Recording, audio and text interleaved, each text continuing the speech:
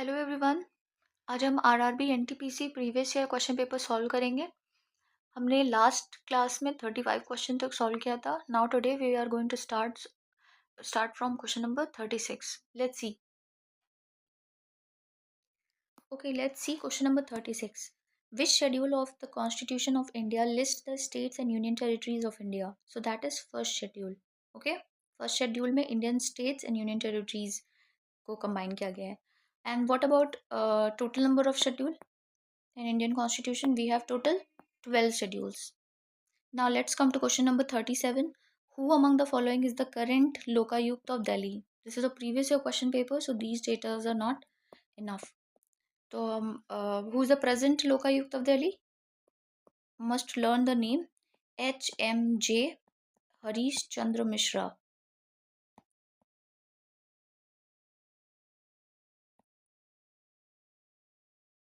Okay. Now let's come to question number 38. In a window-based computer, two files cannot be in the same folder. If you know that जो window based computers होते हैं उसमें दो files को हम एक साथ सेव नहीं कर सकते।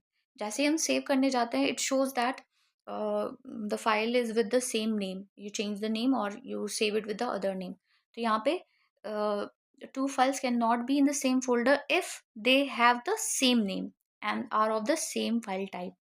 ठीक है, सेम नेम और सेम फाइल टाइप का होता है तो वो एक्सेप्ट नहीं करता है। Now let's come to question number 39। Question number 39 is a mobile plan cost for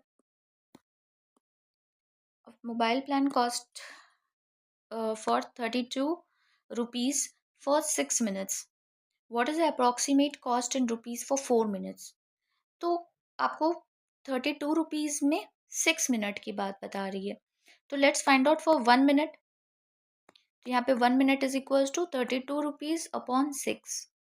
और क्वेश्चन में क्या पूछा है, जो इनको डिवाइड करके वैल्यू आएगी वो किस में मल्टीप्लाई हो जाएगी? For 4 minutes, because we have finded for 1 minute. तो let's multiply it by 4। Will solve it.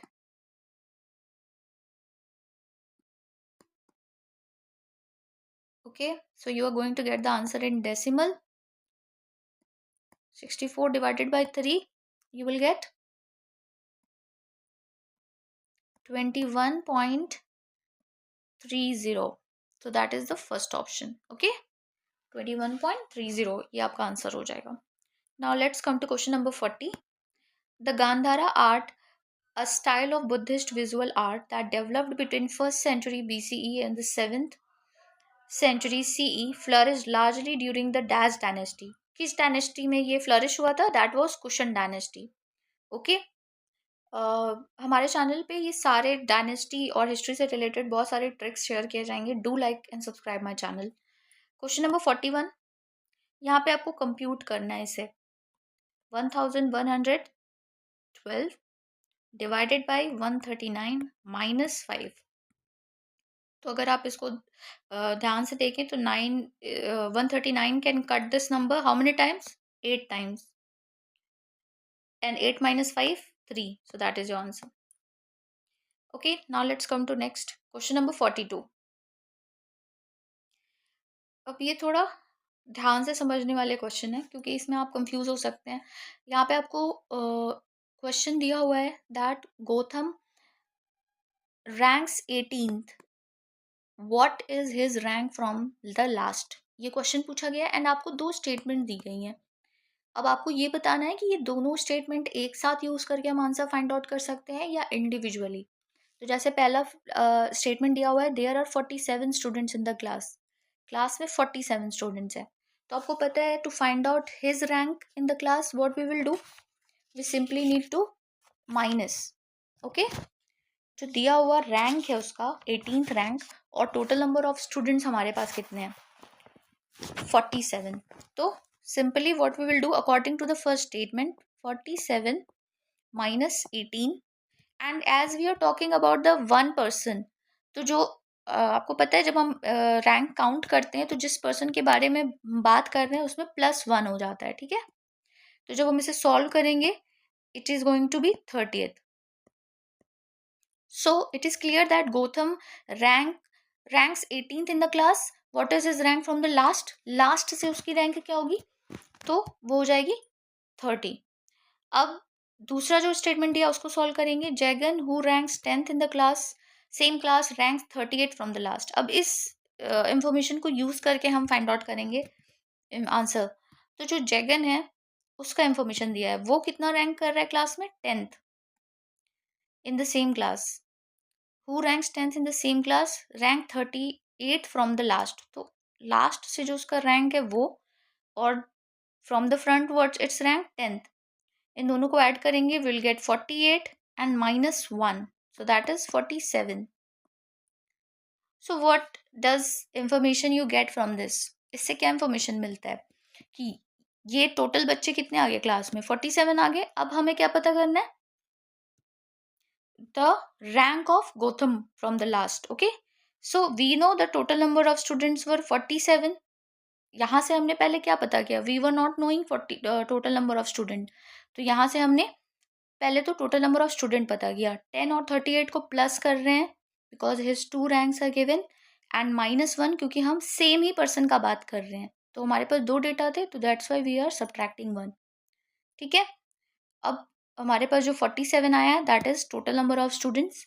अब गौतम का क्या रैंक है क्लास में, 18, so let's minus it, and as we are talking about him +1, ये दोनों माइनस होगा, प्लस विल गेट 38 अगेन। तो दोनों ही एक स्टेटमेंट से हमारा आंसर 30th आ रहा है। इसका मतलब इधर फर्स्ट और सेकंड अलोन इज सफिशिएंट, इन दोनों में से कोई एक भी स्टेटमेंट देता तो भी हम सफिशिएंटली उसका उसका रैंक क्लास में निकाल सकते थे from the last. Now let's move to question number 43।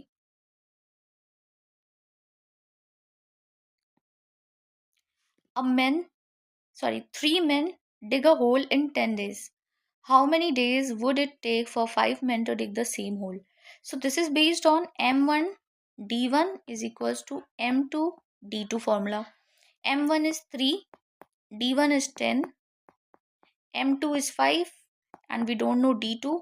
So D2 की वैल्यू क्या हो जाएगी, 3 into 10 upon 5, 5 2 times, so 3 2s are 6. So your answer is 6. Very important. Next, okay, now let's see question number 46. Here it is given, A has 28 elements, B has 32 elements, A union B has 40 elements. How many elements does A intersection B have? So we are going to use the formula. You know that NA union B is equals to A plus B minus NA intersection B. ठीक है, और हमें इसकी value find out करनी है, बाकी सबकी values दी हुई हैं। Simply put the value 40, N A की वैल्यू दी हुई है 28, बी की वैल्यू दी हुई है 32 minus intersection B. So 40 is equals to, we will add it, will get 10 4 5 6। तो यहाँ पे इसकी वैल्यू क्या हो जाएगी, एन ए इंटरसेक्शन बी की 60 माइनस 40 दैट इज 20। ठीक है, यहाँ पे इसकी वैल्यू हो जाएगी 20।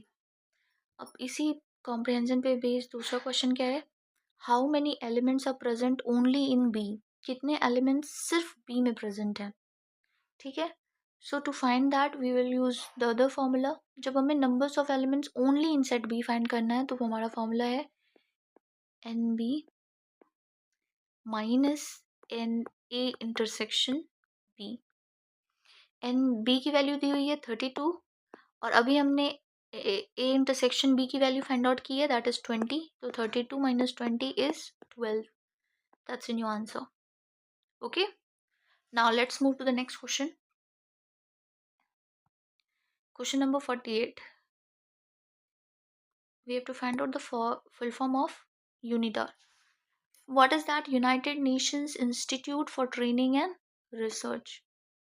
Must learn these type of questions. ऐसे questions आने के बहुत सारे chances हैं जहाँ पे आपको full form बताना हो.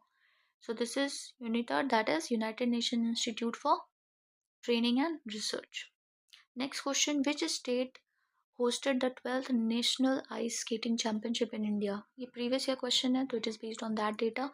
That time it was 12th National Ice Skating Championship in India was hosted by Jammu and Kashmir.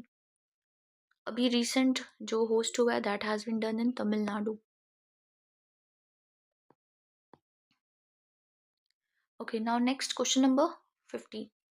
How much time does a geostationary satellite take to complete one orbit at the height of 35,790 km? So that takes total 24 hours. Okay, ये एक learning kind of question है, तो इसको आप याद रखेंगे that this height of kilometers completed in 24 hours. Next question, what will be the next set of alphabets in the series? So पहला, इस तरह के क्वेश्चन को करने के लिए पहले हम एक सीक्वेंस सेटअप करेंगे. जैसे यहाँ A है, you got B, C, then obviously the next will be D. अब यहाँ पे आप देख रहे हो that it's going reversed, X, Y, Z. तो what should be the alphabet here? आपको पता है W के बाद X आता है, so it is W. So this is your answer. Fine. Now let's move to the next. Question number 32. What is the value of this? इसे calculate करना है. So ये दोनों नंबर दो डेसिमल प्लेसेस में है. They will get cancelled. It will become 55/81 into 4.5. Let's cut it. आपको पता है ये इन दोनों का सम है 9, ये भी 9, so this can be cut by 9 table. 9 5s are 45, 9 9s are 81. Now simply multiply 0.5 with 55. 1 decimal place upon 9. ठीक है. अब ये कंप्लीट आंसर नहीं है, आप इसको चेंज कर सकते हैं. यहाँ पे 1 डेसिमल प्लेस है, तो it can be written as 275/90. अब इसको और हम क्लियर कट करेंगे तो it will come 5 5s are 25, 5 5s are 25, 5 18s are 90. तो हमारा आंसर आ गया 55/18. ओके. Next question 53. सिंप्लीफाई करना है आपको इसे. It will be simplified. यहाँ पे स्क्वायर दिया है, तो 2 का square 4 and x square minus 2 का स्क्वायर 4 वाई स्क्वायर माइनस 4 का स्क्वायर 16 एक्स का स्क्वायर. ठीक है. अब यहाँ पे ये जो वेरिएबल्स दिए हुए हैं ये सेम है, तो they can be put together. 4x square minus 16x square can be written as minus, क्योंकि 16 बड़ा है, सो माइनस 16x स्क्वायर, और जो बचा हमारे पास है वो है minus 4y square. So this is your answer which is in the third option, minus 12x square minus 4y square.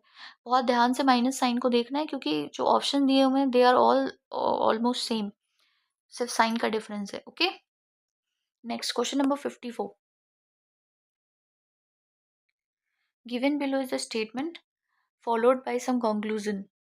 Again आपके पास स्टेटमेंट है फॉर्च्यून फेवर्स द ब्रेव. ठीक है. और उसका कंक्लूजन दिया हुआ है पहला, risk are necessary for success, and दूसरा स्टेटमेंट है cowards die many times before their death. So what does this mean that fortune favors the brave? It implies that risk are necessary for success. ठीक है. किसी भी success के लिए risk ज़रूरी है. So this is what giving us valid importance. ठीक है. It is said now that there is no pain, no gain. So based on that, the first statement is correct. But when you see to the second, that is not following the statement. So this will not be your answer. Only first conclusion first follows.